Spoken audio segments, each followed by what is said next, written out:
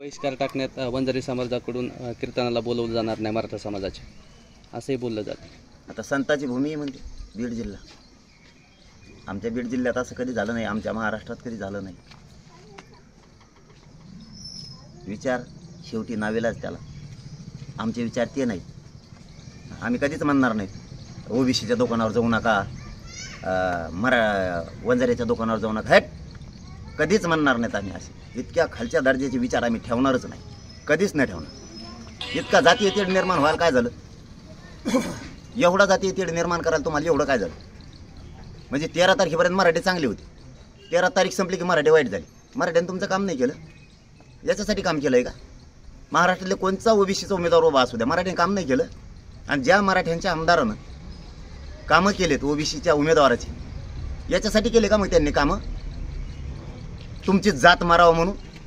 मराठा प्रश्न विचारणार आहे, लक्षात असू दे। मी आज सांगतोय मराठ्यांना, तुम्हाला जिथं जिथं महाराष्ट्रात ओबीसीचे उमेदवार आहेत तिथं तिथं तुम्ही ज्यांनी काम केलं तुम्हाला प्रश्न विचारणारे मराठी, आमच्या अंगावर घालायसाठी तुम्ही यांना मतं दिलेत का? मग विचारणारे 100%। मराठ्यांनो, तुम्हाला हात जोडून सांगतो, सगळ्यांनी शांत राहा।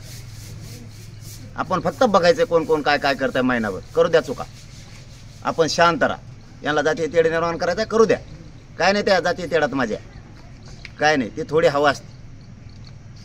या जातीय तेढातून आंदोलन मोडीत काढण्याचा प्रयत्न आहे का, असं वाटतंय का? अरे आंदोलनाचे काय टप्पर आहे कोणाचे?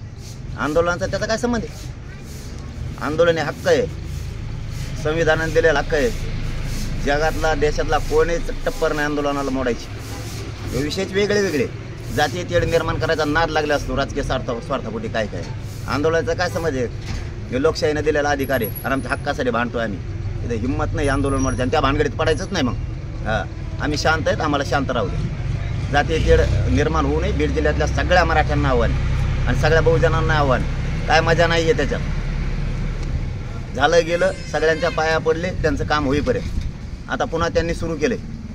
शेवटी एकच पर्याय, अन्याय बंद करायचा असेल तर आपल्याला सत्य जावं लागणार आहे। ही एक मार्ग लक्षात राहू द्या। आणि दुसरा मार्ग शांत राहा।